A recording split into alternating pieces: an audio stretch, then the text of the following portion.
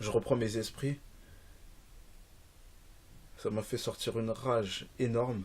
C'est une période qui m'a vénère de ouf. Ça me rappelait des choses sombres. Et voilà, je continue à saisir mes factures. Et tellement ça m'a vénère cette histoire, cette journée m'a tellement vénère que je continue à saisir les factures et que le midi, lorsque tout le monde allait manger, moi je continue à saisir les factures, je ne suis même pas allé manger. C'est pour vous dire dans l'état où j'étais. Période, elle est venue me voir, viens, on va parler, etc. Ouais, tu veux parler? J'ai dit, bon, moi j'avais pas envie de lui parler, j'avais envie juste de lui mettre un uppercut dans sa gueule, c'est tout. Moi je me suis dit, bon, vas-y, on va aller lui parler. Et c'est là que je lui ai dit, bon, fin du mois, je me casse. Vous allez vous débrouiller tout seul, puisque je suis aussi nul que ça.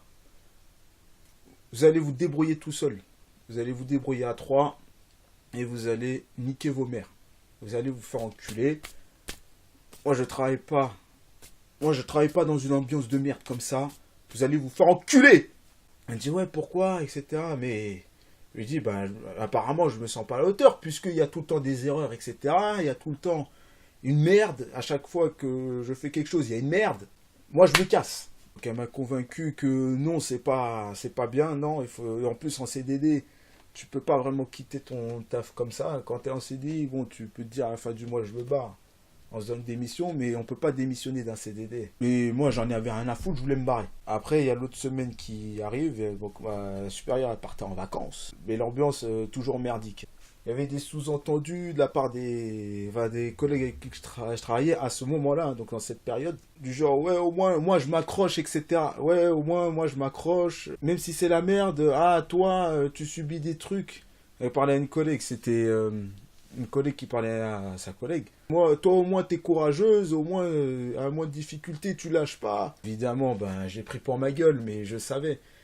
Et croyez pas que... Faites attention. Ah oui, mesdemoiselles, faites attention quand vous faites des remarques subtiles. Vous savez pas sur qui vous pouvez tomber. Donc les remarques subtiles, il y en a qui ne le détectent pas parce que ils se disent bon non, c'est juste, c'est les meufs, elles sont comme ça, elles ont des petits pics et ils s'écrasent. Mais t'en as qui sont plus introvertis et comme moi. Et et quand t'es introverti, en général, t'as un esprit de pensée qui est plus profond et tu comprends certaines paroles subtiles, tu comprends les pics, tu les comprends mieux que tout le monde.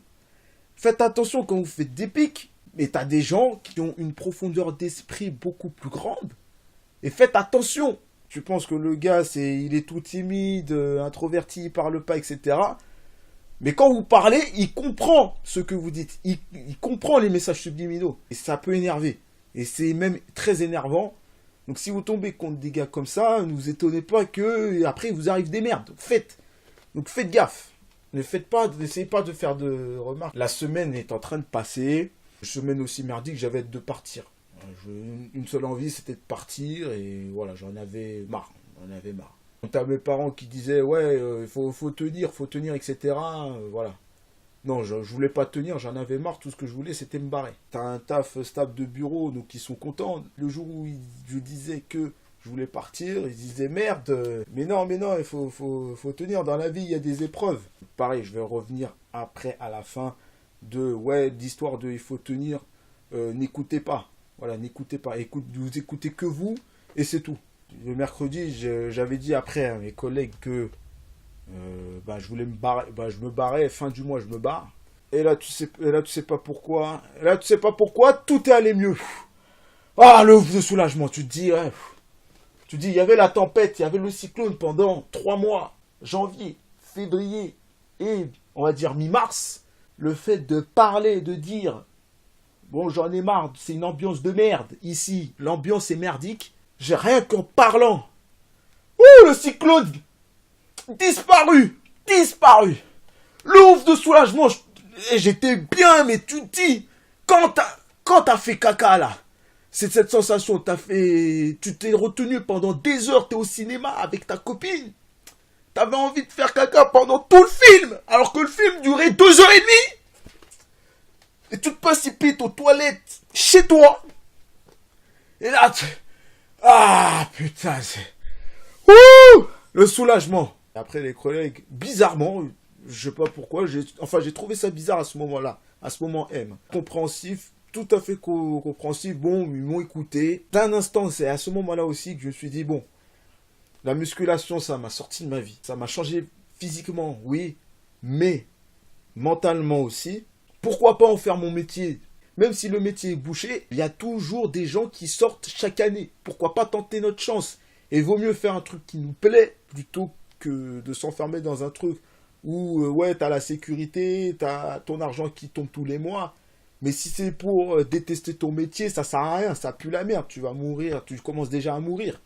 J'ai décidé de me dire, je vais faire un BPGEPS ou un Dust métier de la forme. Donc un truc qui est en rapport avec le sport, un truc qui me permettrait de devenir coach sportif. Bon, après cet épisode, le mois passe, en mai, un truc qui m'a fait aussi du bien, donc là forcément, accalmie, donc là, ça s'est mieux passé, et je retravaillais, comme par hasard, j'ai parlé, et finalement, je ne suis pas parti, voilà, mon contrat devait se terminer en août, je devais partir fin mars, mais finalement, je suis resté, parce que j'ai vu que bon, ça s'est calmé, j'ai vu que ça allait mieux, donc je suis resté. Les mois passent, avril ça se passe bien, mai, et là je suis parti à Annecy, ça m'a fait du bien. Bon, je suis parti tout seul. Annecy, ça m'a fait énormément de bien. D'ailleurs, si vous n'avez pas visité Annecy, c'est une belle ville. Il y a le lac d'Annecy surtout, mais waouh, une bouffée d'oxygène Annecy, c'était magnifique, magnifique. Après, je passe les tests de sélection pour Créteil, pour faire un de ce métier de la forme. Bon, malheureusement, j'ai pas été pris, mais c'était cool. Les tests de sélection étaient cool. Il y avait cours collectif. J'avais jamais fait de cours collectif. J'ai aimé le truc. J'ai aimé le faire. Même si j'étais pas pris, c'était bien. Juillet passe et ensuite, voilà. Hasta la vista. Je me suis dit plus jamais.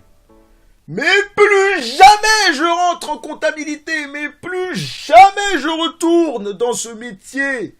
Chiant à mourir. C'est à partir de ces mois de merde, etc. Et aussi de l'anecdote avec l'anecdote de la Paris Games Week que j'ai décidé de me faire des règles mais strictes. Ça a commencé à me casser les couilles déjà. Quand t'es en primaire, tu te fais harceler. Enfin, c'est par période. Par période, tu te fais harceler. Au collège, c'est pareil. Il y a un moment, stop. Et là, ça recommence dans le monde du taf. Et là, dans le monde du taf, il n'y a pas les CPE pour te dire hey, t'arrêtes, c'est bon, on va te faire une sanction. Non, non, non, non, non, non. Le monde de l'entreprise, c'est pas ça du tout. T'es le petit nouveau, c'est tu tiens et tu fermes ta gueule. Si tu vas essayer de trop t'affirmer, il y a des risques potentiels de coups de pute. Tu te dis maintenant, tu sais quoi, j'ai rien à perdre. Je me suis établi énormément de règles, je sais pas il y en a combien. Mais je vais vous les énoncer comme ça à l'improviste.